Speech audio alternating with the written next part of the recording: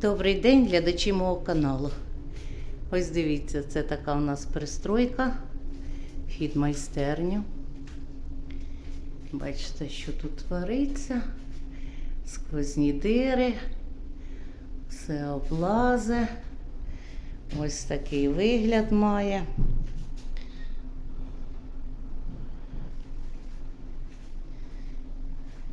Ось я вже тут трошки обдерла.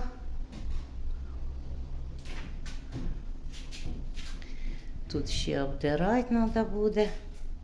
І будемо робити ремонт. А ось на криші. Помахай ручкою.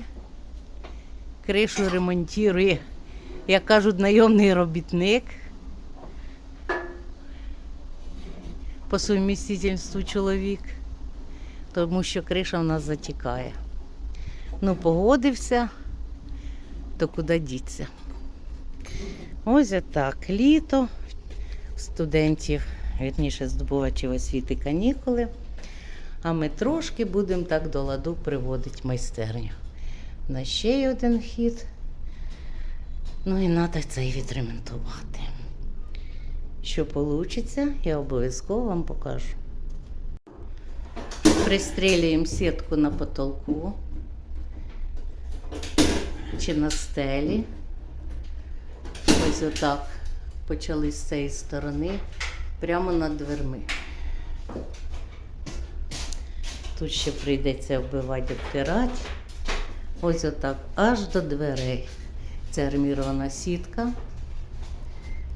Ось, бачите, рівняємо, щоб не було таких, як кажуть, не позирилося.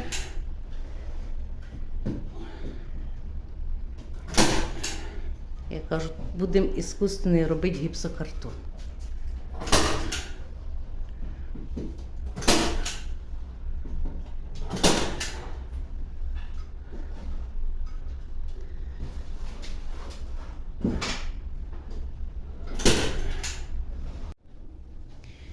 Проармірували ми весь потолок сіткою, то і стелю. Валентинович помаши ручкою. Помощник ось мені ручкою махає, без нього б я не справилась, гляньте. Повністю. Помощник-машиніст. Да, помощник машиніста, каже. Буде поступати на коледж. Ось бачите тут. Обробляю. Да, непонятно з чого тут воно, ну ми все арміруємо.